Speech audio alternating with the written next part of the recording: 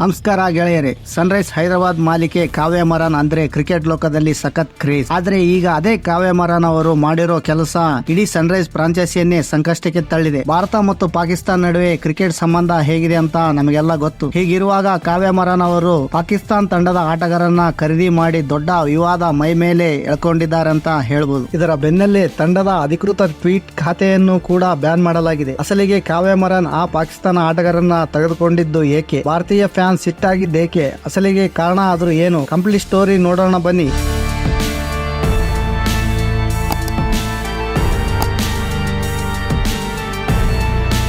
Welcome to Sports 11 Kannada.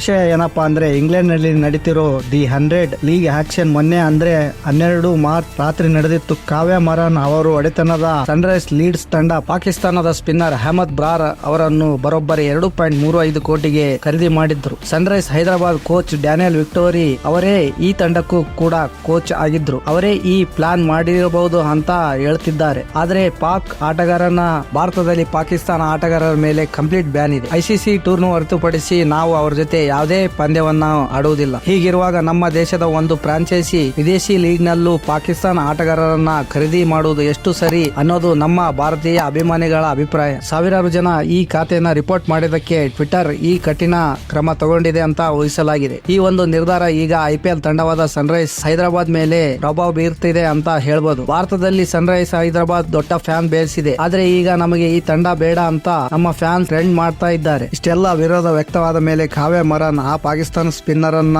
ಬಿಡ್ತಾರಾ ಅಥವಾ 100 league ನಲ್ಲಿ ಅಹಮದ್ ಬರಾರ್ ಅವರನ್ನ ಆಡಿಸ್ತಾರಾ? ಕಾದು ನೋಡಬೇಕು. ಆದ್ರೆ ಈಗಂತೂ ಕಾವ್ಯ ಮರಾನ್ ಅವರಿಗೆ ಇದು ನುಂಗಲಾರದ ತುತ್ತಂತೂ ಆಗಿದೆ. ಗೆಳೆಯರೇ, ಕಾವ್ಯ ಮರಾನ್ ಅವರು ಪಾಕಿಸ್ತಾನಿ ಆಟಗಾರರನ್ನ ಖರೀದಿ ಮಾಡಿದ್ದು ಸರಿನಾ ತಪ್ಪ? ಲೀಗ್ ಯಾವ್ದಾದ್ರೇನು ಪಾಕಿಸ್ತಾನ ಪ್ಲೇಯರ್ ಜೊತೆ ನಮ್ಮ ವ್ಯವಹಾರ ಇಟ್ಕೊಳ್ಬಾರ್ದು ಅಂತ ನಮ್ಮ ಅಭಿಪ್ರಾಯ. ಇದೇ ತರ ಬಿಸಿ ಬಿಸಿ ಸುದ್ದಿಗಳಿಗಾಗಿ ನಮ್ಮ ಸ್ಪೋರ್ಟ್ಸ್ 11 ಕನ್ನಡವನ್ನು ಸಬ್ಸ್ಕ್ರೈಬ್ ಮಾಡಿ.